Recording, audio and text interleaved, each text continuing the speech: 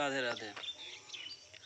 আমরা ইংল্যান্ডের এগেনস্টে টি-20 সিরিজ খেলতে গেছি না। টি-20 আমাদের ওই আন্ডার-7 বা আন্ডার-10 বলে যদি কোনো টিম থাকে, সেই টিমের এগেনস্টে কোনো টুর্নামেন্ট খেলছে বা সিরিজ খেলছে, সেটাই তো বোঝা যাচ্ছে না। কারণ কী হচ্ছে নাকি, শ্রেয়াস আয়ারকে ক্যাপ্টেন্সি দেওয়ার পর থেকে আমাদের টিমের অবস্থা এরকম কিভাবে হতে পারে? একদম মানে আর্শ সে লেকর ফার্স্ট তক কা সফর যেটা বলে আমরা আর কি, যেটা বলি যে আসমান থেকে জমিনের যে একটা পার্থক্য বা একটা নেমে আসা, এটাকে কিভাবে অ্যাকসেপ্ট করব?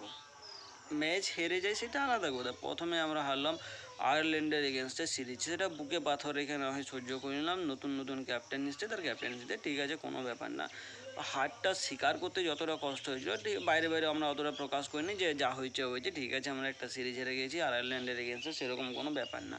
কিন্তু ইংল্যান্ডের এগেনস্টে কালকে যেভাবে হেরেছি, এবারে তো সেই মানে এতটা মুখ ঢেকে শুধু চোখটা দেখাতেও লজ্জা লাগছে। লজ্জা লাগা দরকার, অ্যাকচুয়ালি লজ্জা লাগা দরকার আমাদেরকে, যে আমরা এরকমভাবে খেলা হওয়ার পরও পরবর্তী ম্যাচটা আবার আমরা দেখতে বসবো।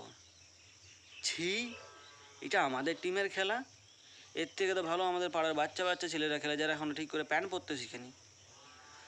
শুধুমাত্র কালকে বরুণ চক্রবর্তী বোল্ড হয়েছে, বাকি সমস্ত ব্যাটার হয় ক্যাচ হয়েছে, নইলে স্টাম্প হয়েছে। তারপর কোথায় ক্যাচ হয়েছে? কট বিহাইন্ড উইকেট কিপারের হাতে, নইলে স্টাম্প আউট হয়ে ঘুরেছে। লজ্জা লাগা দরকার, লজ্জা। জস টাং, আদিল রশিদ,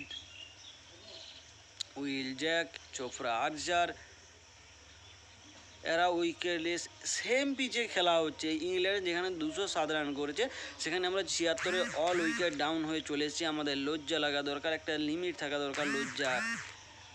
মানে এই লজ্জায় মুখ দেখানো যায়নি যে এইটা আমাদের এই টিমে আমরা বলতে পারবো না। আমাদের ক্যাপ্টেনকে তো আমরা বাদেই দিলাম, কোচ গৌতম গম্ভীরের আমাদেরকে 21 তোপে সেলামি দেওয়া দরকার, যে কোচ তুমি অনেক কিছু করেছো, তুমি মহান, তুমি হয় নিজে ছেড়ে দাও, নইলে আমরা যেভাবে বলবো এবারে তোমার সহ্য হবে না, তুমি ছাড়তে বাধ্য হয়ে যাবে।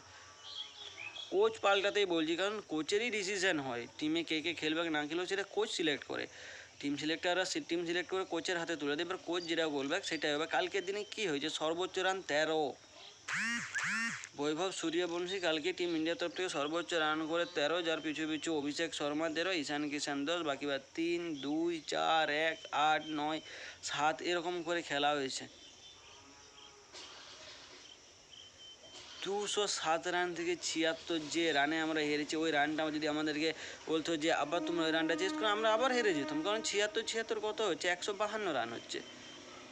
ইংল্যান্ড 207 রান করেছে, অর্থাৎ আমাদের 3টা ইনিংস লাগতো ইংল্যান্ডের রান। কিছু বলার নাই।